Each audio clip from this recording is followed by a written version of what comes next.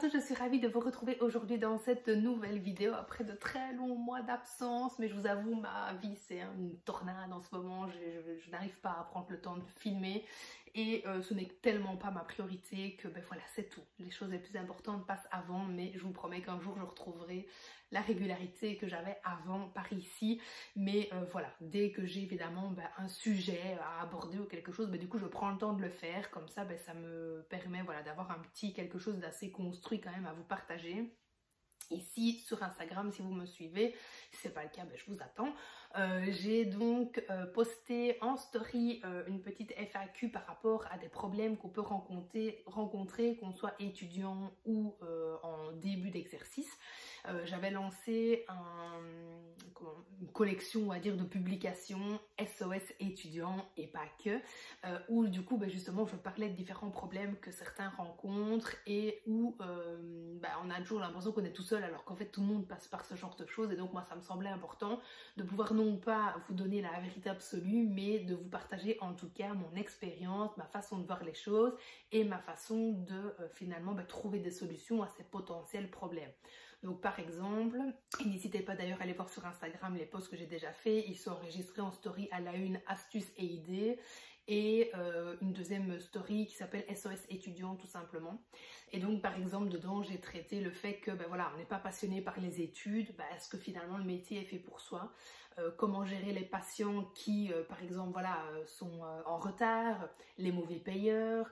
comment gérer des patients qui vous font une réflexion parce que vous êtes trop jeune, parce que vous arrivez une fois en retard, des choses comme ça. Donc finalement voilà, vraiment des petits problèmes du quotidien qu'on va et qu'on a peut-être et qu'on va rencontrer de toute façon encore dans notre exercice et qui parfois nous met effectivement mal à l'aise, on perd un peu nos mots, on perd un petit peu notre sang-froid parce qu'on ne sait pas trop comment réagir, on ne sait pas ce qu'on peut se permettre ou pas de faire, etc.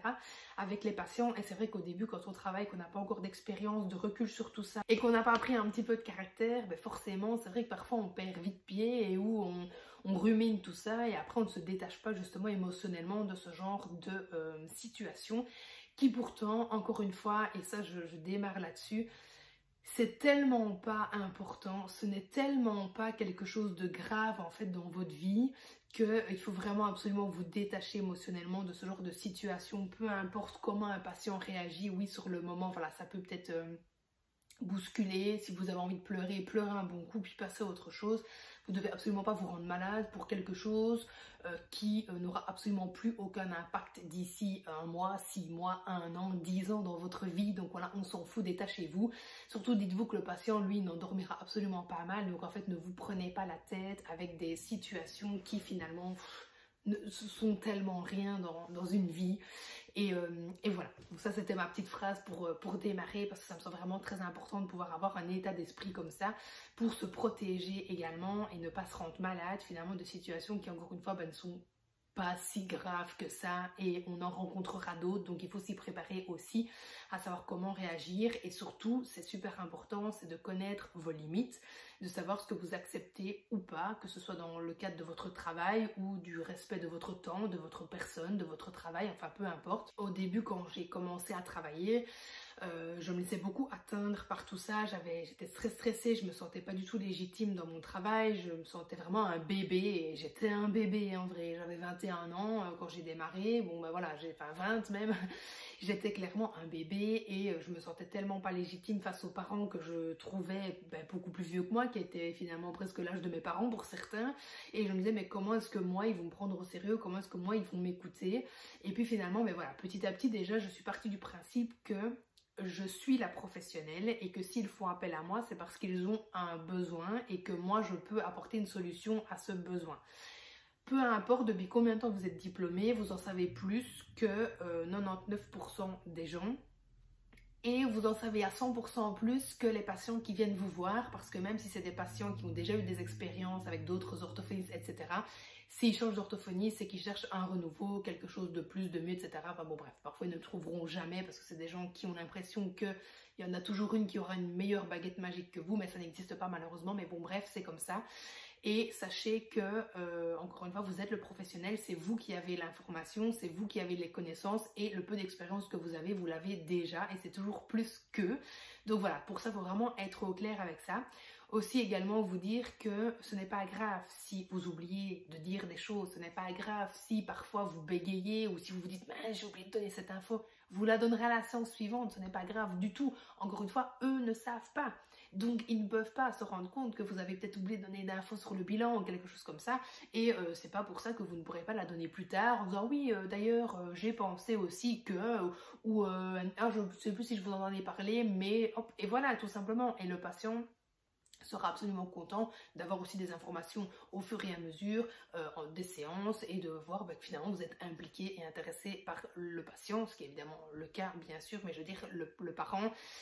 a vraiment besoin de sentir que vous êtes concerné par la rééducation et par le patient et donc on s'en fout que vous oubliez des infos du moment que vous lui transmettez petit à petit et que lui comprend et voit que vous êtes professionnel, que vous avez l'information, que vous pouvez lui transmettre des nouvelles informations au fil des séances, eh bien il en sera évidemment ravi. Attention, ça ne veut pas dire évidemment qu'il faut avoir tout le temps des nouvelles choses à raconter. Moi j'ai des séances où je sors et je dis ça s'est bien passé, à la semaine prochaine, salut. Voilà, il n'y a pas non plus besoin de faire un compte rendu à chaque fois qu'on sort de la séance, de perdre 5 minutes sur le suivant et ainsi de suite et de vous décaler, puis finalement les gens râlent, puis vous repartez plus tard, non. Moi, ça ne se passe pas comme ça, c'est vraiment juste 2 mots si j'ai quelque chose à ajouter et si besoin de temps en temps de faire un point évidemment avec le parent, eh bien à ce moment-là, on se cale sur le rendez-vous de l'enfant pour pouvoir discuter pleinement, correctement et de manière concentrée, pas juste entre 2 portes, sur l'évolution ou pas de l'enfant, mais en tout cas voilà ce qui est mis en place, ce qu'on aimerait bien obtenir, on va dire en tout cas comme résultat, parler un petit peu de comment voilà, l'enfant voit les choses aussi et puis ce qu'on pourra faire plus tard à réadapter si ça ne fonctionne pas pour le moment. Voilà, ça fonctionne très très bien aussi. Et voilà, pour les points vraiment pour introduire cette vidéo, puisque là je repars un peu sur tous les sujets que j'ai déjà abordés, mais donc voilà, j'ai reçu encore une fois ici une question justement où on me disait mais comment être légitime par rapport à mes patients, je me sens tellement bébé, un petit peu comme je vous parlais finalement là de mon expérience et j'ai l'impression qu'ils le savent, qu'ils s'en rendent compte et ça encore une fois, voilà, c'est vraiment juste une question de point de vue, d'état d'esprit, donc pensez vraiment à tout ce que je viens de vous citer ici, c'est vraiment quelque chose qui est hyper important pour que vous puissiez petit à petit prendre votre place de professionnel, avoir plus confiance en vous, trouver, identifier vos limites et les faire respecter. Il y en a beaucoup aussi qui ont peur de tout ce qui est absence, lapin à répétition et du coup de ne pas oser dire, donner des avertissements, on va dire ça comme ça, aux patients. Moi c'est vrai qu'au tout départ, quand j'ai commencé à travailler, je me suis un peu laissé marcher dessus. Déjà parce que les patients choisissaient leurs jours, leurs horaires, etc. J'avais tellement pas beaucoup de patients que je préférais en avoir et faire n'importe quoi comme horaire. Et on me lapinait, tant pis, voilà, c'était tout. Et puis à un moment donné, j'en ai eu marre parce que franchement, j'avais vraiment l'impression de me faire passer pour une conne en fait. Et que vraiment on se servait de moi, on me prenait quand on me voulait, on me jetait quand on ne me voulait plus. On venait, on ne venait pas, je devais deviner. Et clairement, moi ça a été à un moment donné de trop parce que j'en avais marre déjà d'avoir des horaires pourris comme ça. Et en plus de ne pas me faire respecter, ni dans mon travail, ni comme personne, ni dans mon temps. Et après qu'on me reproche en plus qu'il n'y ait pas de résultat alors que le patient venait une fois tous les perpètes. Donc à un moment donné, je me suis dit stop, parce que pour ma crédibilité, pour le respect de mon temps, de mon travail, de ma personne, j'ai absolument besoin de poser des limites qui vont faire que le patient va comprendre que chez moi on fait comme ça, comme ça, comme ça et pas comme ça et que si ça ne lui convient pas, la porte est là et il n'y a aucun problème. Et cette année-là, j'ai fait un ménage incroyable où j'ai mis plein de gens dehors, alors gentiment évidemment, mais où après 2 ou 3 avertissements où je leur ai un petit peu rappelé qu'il fallait arriver à l'heure, que les lapins, moi ça n'allait pas, qu'il fallait me prévenir, que les annulations devaient être faites 24 heures à l'avance, etc. Si ce n'était pas respecté, et ça d'ailleurs je fais un petit contrat que je donne à tous les parents en début de prise en charge, qui parfois n'a pas grand effet mais c'est pas grave, dehors et puis on n'en parle plus. Et il est également collé sur la porte de mon bureau, comme ça au moins tout le monde peut le relire quand ils attendent dans la salle d'attente. Et ben voilà, d'avoir fait ça, d'avoir pu faire respecter, d'avoir remis un petit peu les choses au clair avec certains, parfois ça a bien fonctionné et du coup ben voilà, ils ont pris sur eux, fait attention et puis ça a très très bien fonctionné derrière et puis voilà. Et avec d'autres, ben malheureusement ça n'a pas fonctionné, donc ben, c'était dehors, c'est tout. Moi j'avais prévenu que je n'allais pas faire perdre mon temps, ne leur faire perdre le leur non plus et leur argent, et que du coup ben moi je préférais clairement bosser ben, avec des gens motivés et investis. Et sachez que clairement, enfin moi personnellement je ne culpabiliserai jamais de faire ça, parce que de toute façon, de travailler dans le vide, à un moment donné ça va vous retomber dessus, où on dira que finalement bah, l'orthophonie ça sert à rien, ou que vous êtes nul, ou que sais-je, comme on me l'a déjà dit, hein, parce que finalement il n'y a pas de résultat, alors que le patient bah, vient une fois tous les 6 mois, voilà, forcément on ne peut pas faire de miracle non plus. Mais je trouve aussi que de pouvoir vraiment imposer comme ça son règlement, on va dire ça comme ça, et eh bien ça permet aussi d'avoir des patients qui finalement bah, sont de plus en plus investis et réguliers, parce qu'ils savent, entre guillemets, voilà, vous avez une réputation de... Moi, il n'y a aucun problème pour moi d'avoir une réputation de méchante ou que sais-je, du moment où du coup il n'y a que les gens investis et qui seront vraiment là qui viennent. Et voilà, ça vous évite aussi de travailler dans le vide, c'est extrêmement énergivore de travailler sans qu'il y ait rien derrière qui se passe. Alors c'est vrai que dans mon cas c'est très très souvent, parce qu'on est dans un milieu très défavorisé, que je vois pas souvent les parents. Mais voilà, dans mon cas, eh bien, je pars du principe que c'est mieux que rien, qu'au moins bah, j'aide l'enfant, que bah, sans moi il n'aurait aucune aide, hormis évidemment l'école. Et donc ben voilà, je travaille comme je peux, mais c'est vrai que ce n'est pas le travail idéal que j'aimerais faire, mais tant que les patients sont réguliers, préviennent quand ils ne viennent pas, ben voilà, déjà pour moi c'est absolument ok, ça ne dépasse pas mes limites. Mais donc voilà, je trouve que c'est vraiment hyper important pour vous de pouvoir identifier ce que vous êtes ok, pas ok, et d'appliquer ça vraiment, de vous y tenir,